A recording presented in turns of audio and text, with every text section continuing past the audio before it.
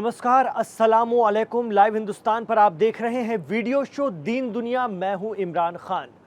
गजा लुट रहा था और मुस्लिम मुल्क बांसुरी बजा रहे थे।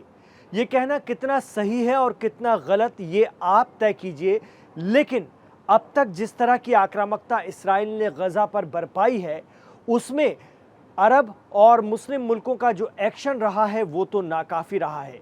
लेकिन अब अरब वर्ल्ड का, मुस्लिम वर्ल्ड का एक और मुल्क आगे आया है इसराइल को लाइन पर लाने के लिए।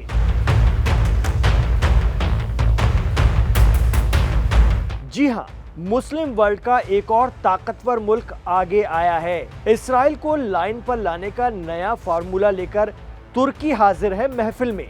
जी हां, हम बात कर रहे हैं इसराइल के गजा कब्जाने की शुरू हो चुकी मुहिम के बीच सऊदी के जद्दा में हुई ऑर्गेनाइजेशन ऑफ इस्लामिक कोऑपरेशन की मीटिंग की, जिसमें तुर्की का प्रस्ताव है कि इसराइल को यूनाइटेड नेशंस यानी अक़वाम मुत्तहिदा से बर्खास्त करने के लिए तुरंत कदम उठाया जाना चाहिए।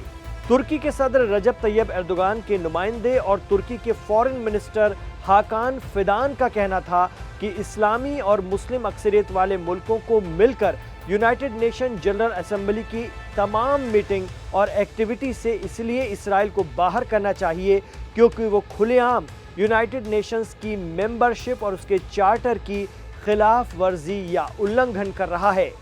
यूनाइटेड नेशन चार्टर के पैराग्राफ 5 और 6 के मुताबिक अगर कोई मेंबर मुल्क बार बार इसके उसूलों का उल्लंघन करता है तो उसकी मेंबरशिप रद्द की जा सकती है। हालांकि इसके लिए यूएन सिक्योरिटी काउंसिल की सिफारिश जरूरी होती है, जहां अमेरिका समेत 5 परमानेंट मेंबर वीटो करने यानी इस पर रोक लगाने का हक रखते हैं।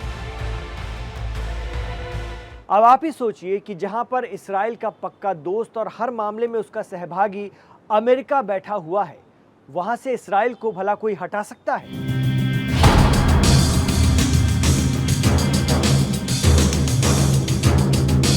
लेकिन क्योंकि ये तजवीज़ तुर्की जैसे ताकतवर मुस्लिम मुल्क की तरफ से आई है, इसलिए इसे नज़रअंदाज तो नहीं किया जा सकता।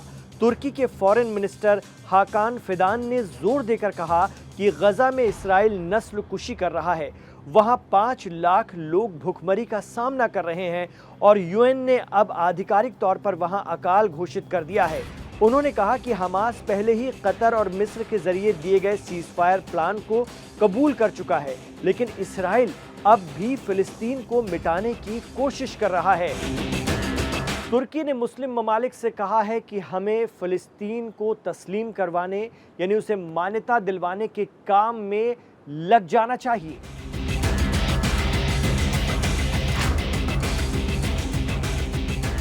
तुर्की का तो यह भी कहना है कि फिलिस्तीन को यूएन में भी परमानेंट मेंबरशिप दिलाने के लिए काम तेज कर देना चाहिए। तुर्की इसराइल को यूनाइटेड नेशंस की जनरल असेंबली से बर्खास्त कराने की बात इसलिए भी कह रहा है कि एक दौर में ऐसा हो चुका है। 1974 में साउथ अफ्रीका को यूएन की जनरल असेंबली के कामकाज से निलंबित कर दिया गया था। तब भी सिक्योरिटी काउंसिल ने वीटो कर दिया था, लेकिन यूएन जनरल असेंबली ने साउथ अफ्रीका को अपनी बैठकों में शामिल नहीं होने दिया था। साउथ अफ्रीका पर यह कार्रवाई 1994 तक जारी रही थी। लेकिन इसराइल के मामले में क्या ये इतना आसान होगा? उससे भी बड़ी बात यह है कि 57 में से ईरान को छोड़कर 56 मुस्लिम देशों की गजा को लेकर इसराइल पर लानत, मलामत और तमाम प्रस्तावों पर तवज्जो देता कौन है? तो जिस तुर्की ने इसराइल को लेकर ओआईसी की बैठक में ये बात कही, उसे नस्ल कुशी करने वाला तक बता दिया, उसे लाइन पर लाने का तरीका सुझा दिया, उसका इसराइल और गजा को लेकर स्टैंड क्या है ये किसी से छिपा तो नहीं है।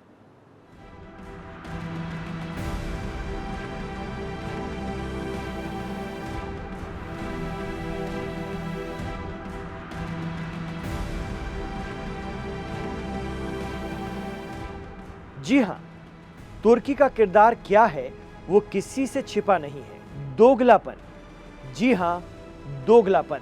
ओआईसी के कई सदस्य देश मंच से तो इसराइल की निंदा करते हैं, लेकिन व्यवहार में रिश्ते बनाए रखते हैं। तुर्की जैसे नेटो मुल्क जिनके पास बेहद ताकतवर फौज है, वो चाहे तो 1 मिनट में इसराइल को जवाब दे दें, लेकिन तुर्की सिर्फ जबानी हमला बोलने में सबसे आगे रहता है। इतना सब होने के बावजूद तेल अवीव में अब भी तुर्की की एम्बेसी काम कर रही है। मीडिया रिपोर्ट तो ये भी दावा करती है कि तुर्की से इसराइल तक गुपचुप जहाज आते जाते रहे हैं। ट्रांसपोर्ट डेटा में एर्दोगान के बेटे से जुड़ी कंपनियों के जहाज भी इसराइल के पास देखे गए। कहा जाता है कि अजरबैजान का तेल इसराइल को भेजने का अहम रास्ता तुर्की ही है और बीच में तुर्की अच्छा कमाता भी है। यही हाल सऊदी अरब, कतर और कुवैत का भी है। कतर तो इसराइल का बेहद करीबी अरब मुल्क माना जाता है।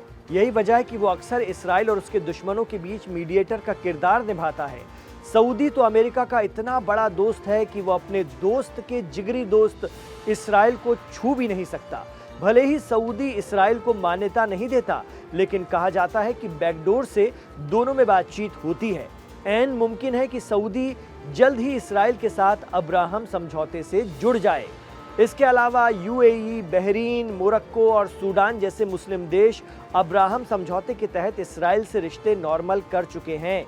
ये देश अब सार्वजनिक रूप से इसराइल के खिलाफ किसी बड़े कदम की संभावना को ही खत्म कर चुके हैं। गजा में इतनी बड़ी तबाही होने के बावजूद इन देशों में हिम्मत नहीं कि अब्राहम समझौता तोड़ सकें। एक्सपर्ट कहते हैं कि सच्चाई तो ये है कि अमेरिका का साथ पाकर इसराइल के पीएम बेंजामिन नेतन्याहू इस वक्त किसी की नहीं सुन रहे हैं।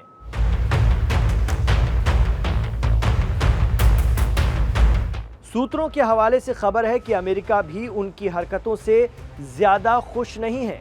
ऐसे में मुस्लिम दुनिया के सबसे एडवांस मुल्क तुर्की का उन्हें लाइन पर लाने का एक तरीका सुझाना वाकई कारगर हो पाएगा? इस पर बहुत से सवाल हैं। वैसे भी तुर्की और ओआईसी के मेंबर मुल्क ये बातें ऐसे वक्त में कर रहे हैं जब गजा तबाह हो चुका है, हजारों जानें जा चुकी हैं, भूख ने गजा को लील लिया है। इसराइल आज भी वहां बाहरी इंसानी मदद नहीं जाने दे रहा है, बल्कि खुला ऐलान कर रहा है कि वो गजा पर कब्जा करेगा। इसराइली टैंक गजा में घुस चुके हैं। क्या अरब देशों की ये बातें वाकई कोई असर डाल पाएगी? अब इन हालात में क्या इसराइल को तुर्की से कोई फर्क पड़ेगा? ये मुस्लिम और अरब मुल्क इसराइल को दबाव में लाने के लाख जतन करते हैं, लेकिन एक बहुत छोटा सा देश इसराइल इनमें से 56 देशों से बिल्कुल भी नहीं डरता। हाँ, पर ईरान से घबराता है। बाकियों को तो दूध में मक्खी की तरह जब चाहे निकाल फेंकता है। अगर ऐसा न होता तो गजा में कब की कत्लो गारत बंद हो चुकी होती, या फिर ऐसा करने की हिम्मत ही इसराइल कभी नहीं कर पाता। बहरहाल गजा तबाह हो रहा है और मुस्लिम मुल्क तमाशा देख रहे हैं अपने नए नए प्रस्तावों और सुझावों के साथ, जिन पर अमल होना इतना आसान नहीं है। तो ये था आज का दीन दुनिया। आपको कैसा लगा हमें कमेंट बॉक्स पर ज़रूर बताइएगा। इमरान खान के साथ आखिर तक कनेक्ट रहे हैं तो गुजारिश है कि हमारे इस वीडियो को लाइक कीजिए, ज़्यादा से ज़्यादा शेयर कीजिए, चैनल को सब्सक्राइब कीजिए और करवाइए। वीडियो आप शेयर करेंगे तो आगे बढ़ेगा, वीडियो आप लाइक करेंगे तो यूट्यूब के ज़रिए और आगे बढ़ता जाएगा। आप इस शो को पसंद करते हैं, हमारे वीडियो को आप चाहते हैं, तो आपसे गुजारिश यही है कि इसे आगे बढ़ाने में भी आप ही मदद कीजिए, सहयोग कीजिए, ताउन कीजिए। इमरान खान के साथ जुड़ने के लिए बहुत शुक्रिया, अपना प्यार देने के लिए बहुत शुक्रिया। अपना ख्याल रखिए, अपनी दुआओं में हमें याद रखिए।